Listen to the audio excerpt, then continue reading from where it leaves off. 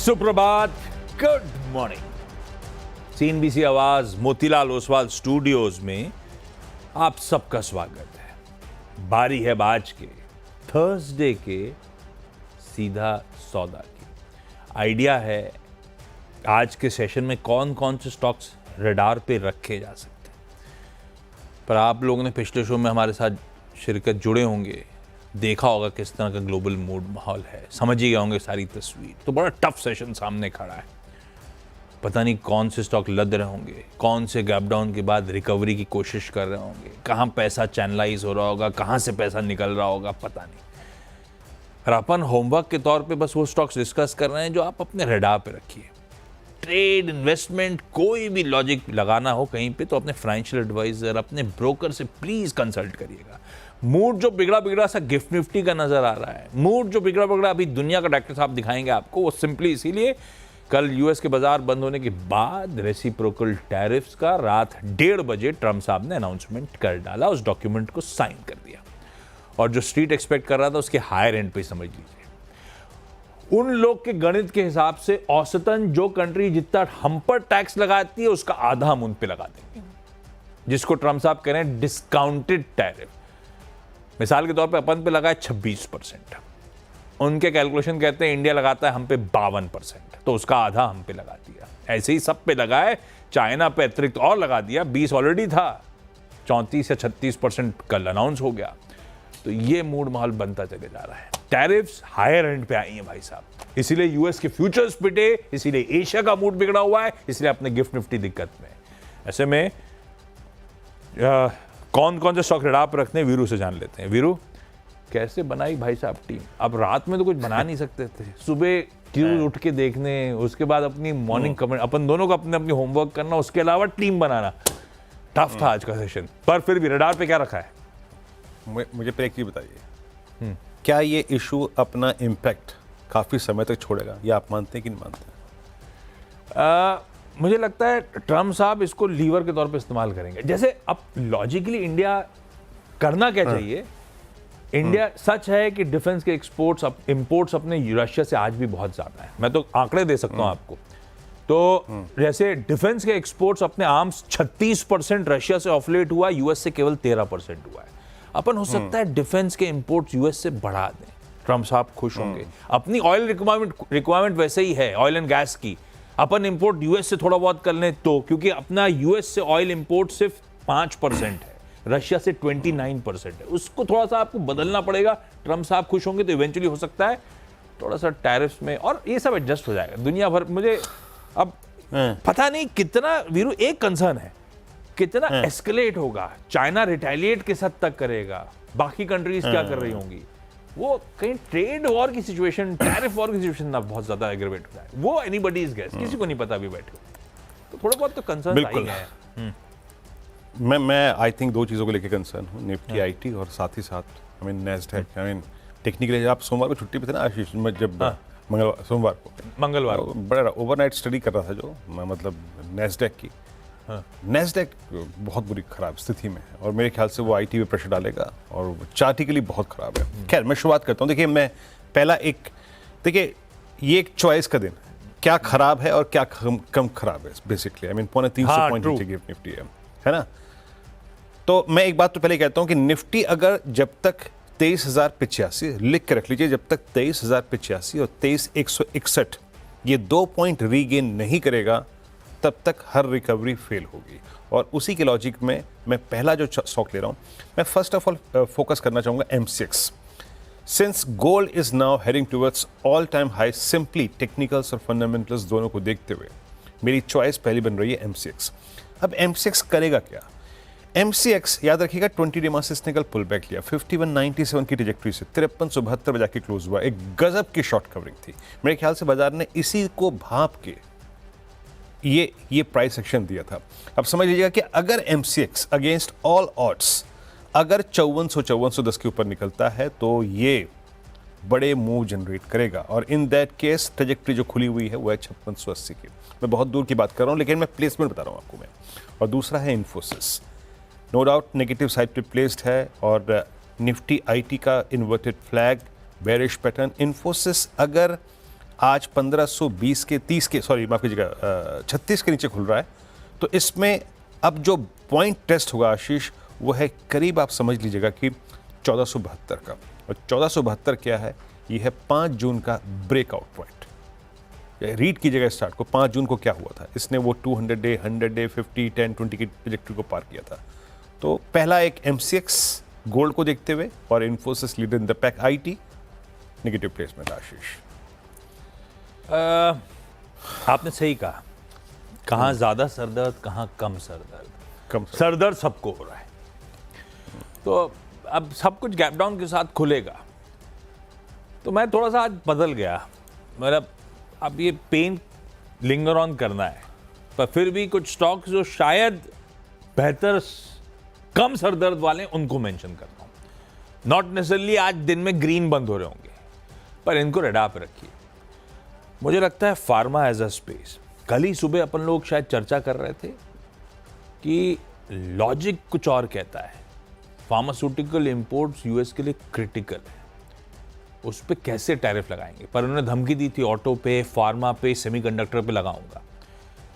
कल सारी tariff announce हुई और जैसा अपन कल चर्चा कर रहे थे, मुश्किल है फार्मा को एग्जेम्प्ट करा है, ये कहते हुए कि अभी हम और जांच पड़ताल करेंगे, उसके बाद फैसला लेंगे।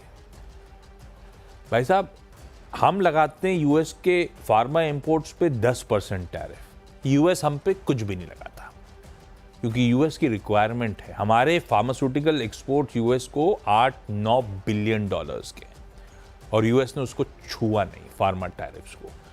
अब इवेंचुअली लगाते हैं नहीं लगाते ये मुझे नहीं पता। For the time being positive है, पूरे फार्मास्यूटिकल स्पेस के लिए पॉजिटिव है, क्योंकि सबका धंधा है, जिनका ज्यादा है उनके लिए ज्यादा अच्छी खबर हो जाती है।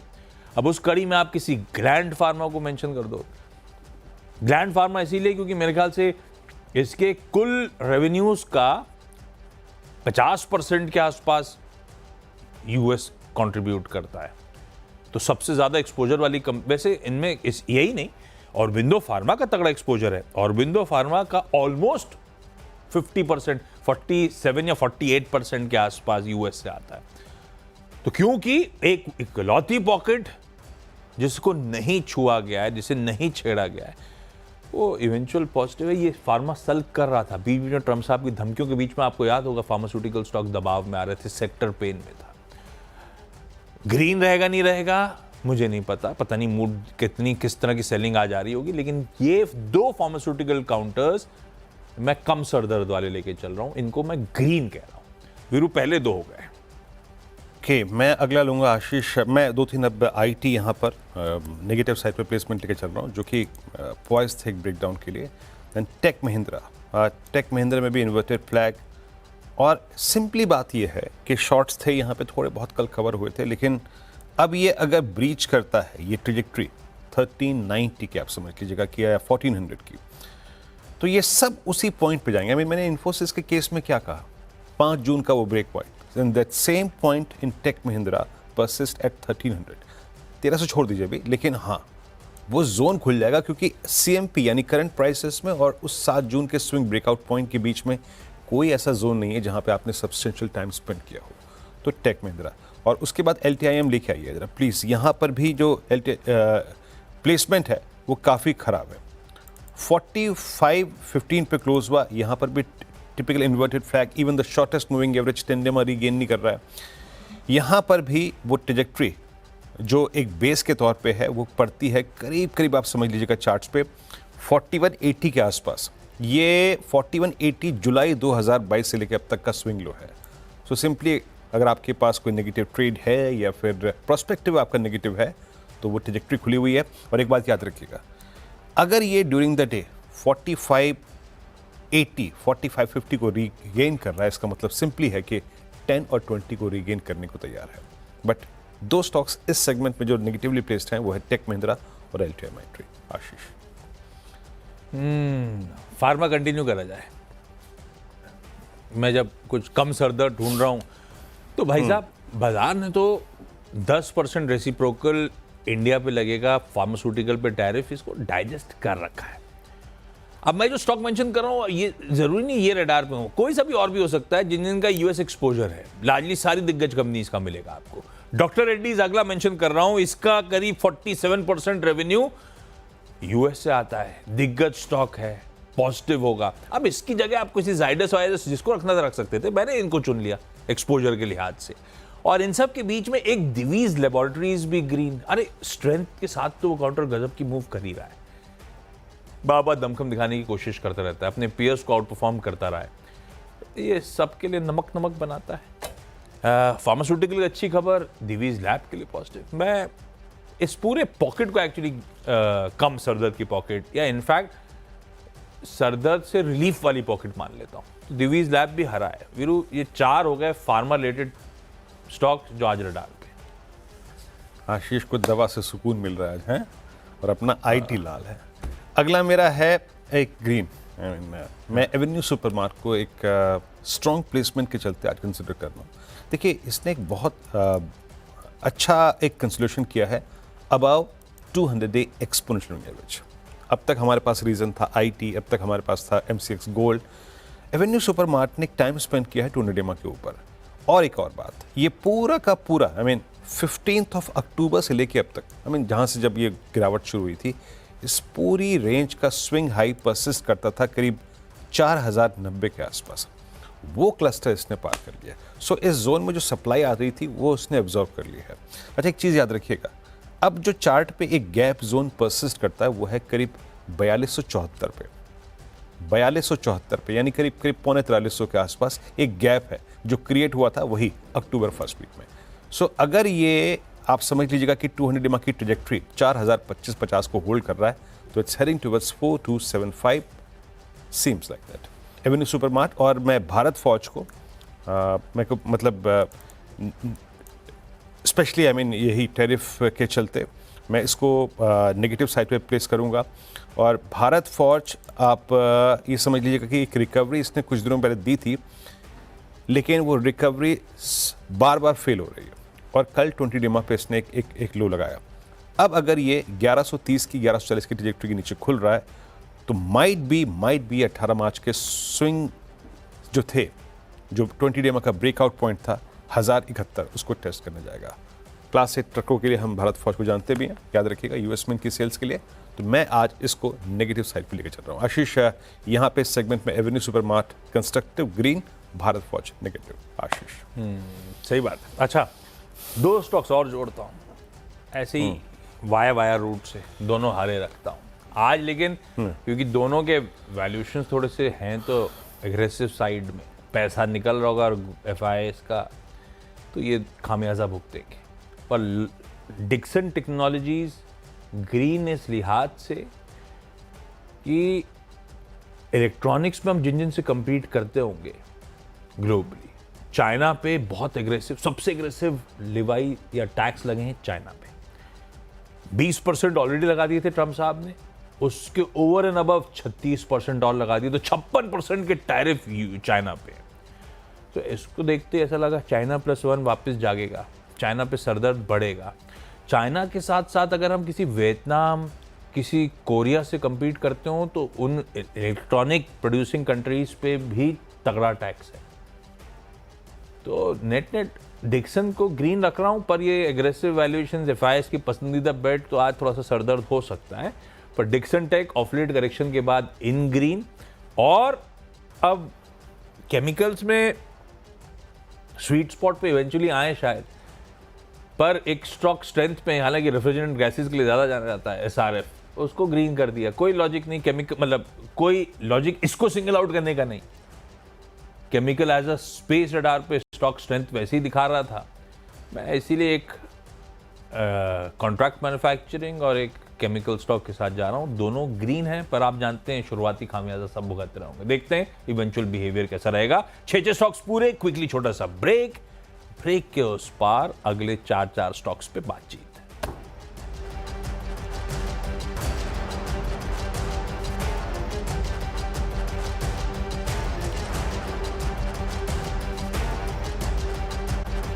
स्वागत है कार्यक्रम में एक बार फिर से आपका। और it's difficult day. Gift Nifty अभी भी करीब आप समझ लीजिए 350 अंक नीचे हैं। और जस्ट अगर आप देखें व्यू हम आपको दे रहे हैं आशीष और मैं कि प्लेसमेंट स्टॉक्स की कैसे है इस न्यूज़ फ्लो के मद्देनजर जो कल यूएस से आया है। मेरा अगला stock again mid cap IT से है, नेगेटिव प्लेसमेंट बिरला सॉफ्ट 391 पे कल क्लोज हुआ। खराब स्थिति इतनी है कि even the shortest moving average 10 Dima को भी पार नहीं कर पाता ये। अभी भी सबसे ज़्यादा आईटी में जो शॉर्ट्स होल्ड करता है वो ये है, और मैं फिर वही कह रहा हूँ कि आपको जाना पड़ेगा जून के चार्ट्स को देखना पड़ेगा, रेफरेंस वहीं से लेना पड़ेगा। कल इसमें थोड़ी बहुत बाइंग थी, बट अब ये कोलैप्स होगा तो 350 की ट्रैजेक्टरी इसमें खुली हुई है, और किसी भी कंफर्ट के लिए इसको एटलीस्ट 402 की ट्रैजेक्टरी को पार करना पड़ेगा, जहां पे आपका 10 डिमा अलाइंड है। तो Birla soft again mid cap IT में नेगेटिव साइड पे प्लेसमेंट। जुबिलेंट को मैं कंस्ट्रक्टिव और पॉजिटिव लेके चल रहा हूँ। आईटी से हट के जो जहां पर कंफर्ट है, क्या क्या हो गया वहां पे, अभी आप देखिए एमसीएक्स का जिक्र मैंने किया था, उसके बाद मैं जुबिलेंट को ले रहा हूँ। जुबिलेंट का कल क्लोज बहुत स्ट्रॉन्ग था, 682.60 पे जाके क्लोज हुआ। लॉन्ग पोजीशंस ऐड हुई और पिछले 6 दिन की कैंडल्स क्रिएट हुई हैं ब्यूटीफुली 3 एवरेजेस के ऊपर, 50, 100 और 10 के ऊपर और इवन 20 के ऊपर। मैंने कल कुछ कॉल आइटर्स को एग्जिट करते हुए देखा यहाँ पर, स्पेशली जहाँ प्लेस थे वो 700 के आसपास। तो अगर ये ट्रैजेक्टरी होल्ड कर रहा है 672 की, सिंपली दैट कि अपने आप को 697 और 705 के लिए प्रिपेयर कर रहा है। जुबिलेंट का कल का बिहेवियर अच्छा था, स्ट्रॉन्ग बाइंग थी, 4 लाख से जुड़े थे यहाँ पर। आशीष एक बिरला सॉफ्ट नेगेटिव और जुबिलेंट कंस्ट्रक्टिव पॉजिटिव। आशीष ओके। अगले जो 2 स्टॉक्स हैं, ऑफिस कैसा है? गाड़ी से ही आए? मैं गाड़ी से आया। तो टर्म साहब आज सोचते सोचते आया कि करूंगा क्या आज वहाँ पे, मतलब आज इसी दोनों शो में करेंगे क्या? तो ट्रम्प साहब कुछ भी करे, वीरू तो गाड़ी से ही ऑफिस आएंगे, आप सब भी वही कर रहे होंगे, अपन पे फर्क पड़ेगा नहीं। तो अपनी डोमेस्टिक डिमांड का तो इशू नहीं होगा, ऊपर से ये ग्लोबल ट्रेड वॉर अगर छिड़ेगा तो क्रूड नरम पड़ेगा, क्योंकि डिमांड को लेके कंसर्न्स आएंगे। वो दिख भी रहा है, क्रूड कल और आज के बीच में कूल ऑफ कर गया। तो ऐसे में विन विन हो गया ओएमसीज के लिए। वीरू ईंधन बढ़ाएंगे और ओएमसीज सस्ते में तेल लेकर आएंगी जो इनकी गाड़ी में भरेंगी, और सरकार कम तो करनी नहीं है दाम। तो मैं उस लॉजिक से उतरा 2 स्टॉक्स पे, एचपी, अब वो तीनों में से कोई भी 2 चुन लो आप, इन टैंडम लार्जली मूव्स आते हैं। पर आज शुरुआती ट्रेड अपन रखेंगे रडार पे, देखते हैं क्रूड के समीकरण यहाँ से कैसे बैठते हैं। कल तो एक नीजर्क भी कह लीजिए देखने को मिला था, एकदम से 74 प्लस वाला 73 के नीचे आ गया था ब्रेंट का भाव, $1-1.5 कूल ऑफ कर गया था अचानक। खैर, मैंने मेंशन कर दिए एचपीसीएल और आईओसी स्क्रीन्स पर। अब बीपीसीएल को सिंगल आउट करके बाहर रखने को मतलब नहीं था, पर बीपीसीएल का थोड़ा सा ज्यादा एक्सपोजर एक्सप्लोरेशन में भी है इन दोनों ओएमसीज के कंपैरिजन में। वो तो अच्छा खासा एक्सप्लोरेशन एक्टिविटी में बीपीसीएल, इसीलिए उसको बस हटा के आईओसी और एचपीसीएल मेंशन करा। मुझे नहीं पता लॉजिक इवेंचुअली कितना सटीक बैठेगा, लेकिन अपफ्रंट बातचीत मैंने समझाया क्यों ग्रीन लेके चल रहा हूँ। तो वीरू 2 ओएमसीज लॉजिकली तो दोनों ग्रीन है, डिपेंड करेगा अब क्रूड ऐसा ना हो वापस बाउंस बैक कर जाए। पर लगता ऐसा है कि जब तक ये कंसर्न्स रहेंगे ग्लोबली स्लो डाउन के, क्रूड के लिए खैर अच्छी खबर होगी ओएमसीज के लिए। तो ये 2 अगले होगा मेरे। मैं भी आशीष, जो मैंने कंस्ट्रक्टिव व्यू जो लिए हैं वो इसी बात पे लिए हैं कि बाजार ने पिछले 10 दिन में या फिर इस इवन मतलब जब हम स्लाइड हुए 23,800 से लेकर करीब 23,115 तक कहाँ पे अपना कन्विक्शन जाहिर किया, उसमें मैरिको आता है। एफएमसीजी में ब्रिटानिया ने, मैंने अपनी कल टीम में जब टीम बना रहा था मैं 8 साढ़े 8 बजे के आसपास ब्रिटानिया भी शामिल किया था, बट फिर मैंने हटा दिया उसको। बट मैरिको को मैंने इंक्लूड किया क्योंकि टाटा कंज्यूमर ने कल लीड किया और चेस कर रहे थे मैरिको और साथ ही साथ ब्रिटानिया, और स्टॉक्स में भी पुल बैक था। मैरिको को रीड कीजिएगा आप, मैरिको का एक बहुत ही बड़ा बेस क्रिएट हो गया है 640 पे, multiple averages placed between 6 to 8 and 640, करीब 12 रुपए के दायरे में। डिप टुवर्ड 640 एक अच्छा डिप होगा, कंसिडर करने लायक डिप होगा, बट अब इसका फ्रेश ब्रेकआउट पॉइंट होगा 656। The moment it will cross 656, cluster जो खुला हुआ है इसके लिए वो है 671 का। और लास्ट फार्मा में कंफर्ट है, मैंने यहाँ पे टोरेंट फार्मा को पिक किया है। आशीष चार्टिकली बेटर है, सारे एवरेजेस के ऊपर है, 3207 पे क्लोज हुआ। पोजिशनिंग ये कहती है कि आप सारे एवरेजेस के ऊपर हैं, और अगर ये 3210 3220 के ऊपर यानी कल के क्लोज के ऊपर थोड़ा सा भी कैपिटलाइज करना शुरू करे तो इसमें भी क्लस्टर करीब करीब 32-90 और 33-40 का खुला हुआ है। आशीष, मेरी टीम पूरी। भाई साहब बढ़िया है, टीम पूरी वीरू की। अगले दो स्टॉक्स हैं सबसे चैलेंजिंग पॉकेट। ऑटोज के लिए सरदर्द है, इम्प्लीमेंट हो गई वो नई टैरिफ्स आज से। मतलब ऑटो की तो ऑलरेडी अनाउंस थी 25% वाली, वो इम्प्लीमेंट कर दी गई। हाँ, एक चीज़ है, सबका हिसाब किताब करा उन्होंने, हम पे कितना लगाया, हम उस पे कितना लगाएंगे, उस पे एडिशनल कनाडा और मेक्सिको पे नहीं लगाए गए। उनको 1 महीने की रियायत दी गई थी, है ना। उसके बाद टैरिफ्स इंपोज हो गई थी कनाडा और मेक्सिको पे, उन पे एडिशनल कुछ नहीं लगाया इस रेसिप्रोकल टैरिफ्स के राउंड पे। पर कंपनीज आके, मैं उन दोनों को, ये ऑटो एंसिलरीज, मैं टाटा मोटर्स को इसमें इंक्लूड नहीं कर रहा हूँ। पिछली बार मैंने टाटा मोटर्स लाल रखा था ऑटो एंसिलरीज के साथ, उसको अवॉइड करेंगे टाटा मोटर्स को, क्योंकि चाइना के लिए भी सरदर्द बढ़ गया है, उसमें भी स्लो डाउन होंगे।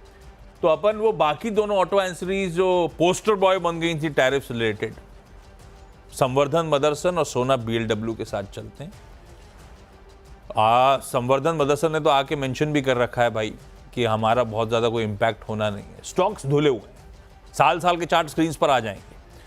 हमने उन टैरिफ के इम्पोजिशन की खबर पे ऑलरेडी रिएक्ट भी कर रखा है। फ्रेश मेजर्स अनाउंस नहीं हुए मेक्सिको कनाडा पे, जिन पे ये लोग माल सप्लाई करने का काम करते हैं। हालांकि कह रहे हैं कि बहुत ज़्यादा एक्सपोजर हमारा वहाँ पे भी नहीं है, पर इंटरेस्टिंग जंक्चर पे CLSA वगैरह तो संवर्धन पे बुलिश भी हो गया था इवेंचुअली, इन्हीं सब रीजन से चलते। अपन रखते हैं इनको इन ग्रीन।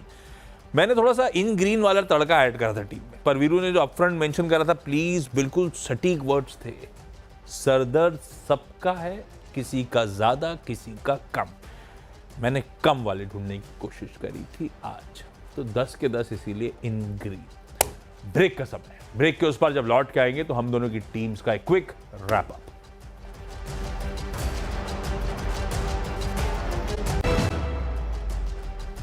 स्वागत है कार्यक्रम में एक बार फिर से आपका। फिर वही शब्दों का चुनाव एक बार फिर से करूंगा कि खराब क्या है और कम खराब क्या है। टीम में हरे और लाल में यही डिफरेंस है आज। IT पूरा नेगेटिव साइड पे प्लेस्ड है। Infosys, tech Mahindra, LTI, Mindtree और Birlasoft mid cap IT में, और even Bharat Forge. Strong placement है MCX की, कल के स्टैट्स के मुताबिक अच्छा क्लोज था। Jubilant foods, Marico, Torrent pharma और साथ ही साथ एवेन्यू सुपरमार्केट ग्रीन साइड पे प्लेस किया गया है। आशीष भाई साहब, 10 स्टॉक्स मेरे, मैंने कम सरदर्द वाली कंपनियां ढूंढने की कोशिश करी। खुलेंगे तगड़े गैप डाउन से, मूड बिगड़ा रहेगा, तो आप सिर्फ वॉच करिएगा। ग्लैंड फार्मा और विंडो फार्मा, डॉक्टर रेड्डीज, तगड़े एक्सपोजर US में। वैसे फार्मास्यूटिकल इकलौती ऐसी पॉकेट है जो सही में एक रिलीफ तौर पे, क्योंकि बाजार डिस्काउंट कर रहा था ऑलरेडी भाव में रेसिप्रोकल टैरिफ 10% की, और आया कुछ नहीं फॉर द टाइम भी। दिवीज लैब भी जोड़ दिया उस कड़ी में, डिक्सन और SRF जोड़ दिए। चाइना का सरदर्द बहुत ज्यादा बड़ा है। HPCL, IOC जोड़ दिए। क्रूड करेक्ट हो रहा है, डोमेस्टिक डिमांड ड्राइव करती है इनके लिए, और सरदर्द बड़ा अगर ग्लोबली तो क्रूड और कूल ऑफ होना चाहिए लॉजिकली, तो इनके लिए और स्वीटर स्पॉट पे आने की गुंजाइश बैठती है। और कनाडा मेक्सिको पे फ्रेश टैरिफ्स नहीं, ऑलरेडी हम टैरिफ्स पे रिएक्ट कर चुके हैं, भाव में सब कुछ है। ब्रोकरेजेस बुलिश भी थी ऑफ लेट स्टॉक्स पे, तो संवर्धन और सोना BLW रखा इन ग्रीन है, पर अभी भी इनके लिए थोड़ा बहुत सरदर्द बचा हुआ है, ये ध्यान रखिएगा।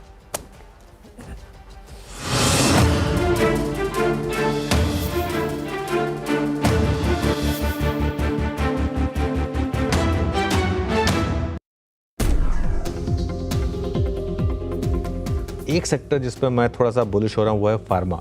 मेरा ये मानना है कि आज शाम को जो भी अनाउंसमेंट आएगी, कल सुबह फार्मा इंडेक्स शायद एक सॉर्ट ऑफ बॉटम बनाए, वहाँ से एक अच्छे मूव आए। आपको रिस्क रिवॉर्ड भी काफ़ी अच्छा है यहाँ पर।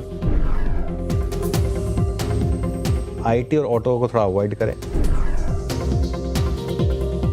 ये जो डर है ना निफ्टी IT का, ये डर टैरिफ का नहीं है, क्योंकि निफ्टी IT पर टैरिफ नहीं लग सकता। निफ्टी IT का डर है अमेरिका अपने जो दूसरों के लिए गड्ढा खोद रहा है उसमें खुद गिरने की तैयारी कर रहा है। रिसेशन का रिस्क है। IT और फार्मा हमारे दो सबसे बड़े सेक्टर है जो US फेसिंग है, वो उसमें टैरिफ लगाना मुश्किल है। फार्मा एक ऐसा स्पेस है जो यूएस को सस्ती दवाइयाँ चाहिए, इसके लिए तो हमारी जेनरिक कंपनियां वहाँ पर हैं, तो वहाँ टैरिफ लगना मुश्किल है। रिस्क रिवॉर्ड के हिसाब से अगर आपका नज़रिया 1 महीने से लेकर 2 महीने का है, वो है pharma. US based pharma stocks जो हैं वहाँ पर आप फोकस करिए। स्टॉक्स काफ़ी अट्रैक्टिव लेवल पे आ चुके हैं और उसमें आपको एक और सपोर्ट मिलेगा। मैं जितने भी ब्रोकरेज नोट्स पढ़ रहा हूँ ना, सब में एक चीज़ निकल कर आ रही है कि सबसे शानदार अर्निंग्स अगर इस क्वार्टर में किसी एक सेक्टर की आएंगी तो फार्मा सेक्टर।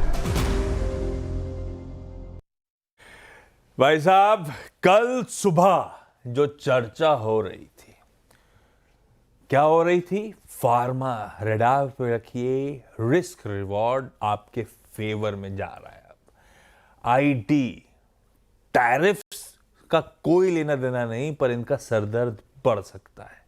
इस पॉकेट को अवॉइड करिए। और आज सुबह 7 बजे से चैनल से आप जब से जुड़े हुए हैं, आपने यही सुना है, वैसे ही हुबहू सब कुछ प्ले आउट होता हुआ ट्रम्प साहब की टैरिफ्स के अनाउंसमेंट के बाद।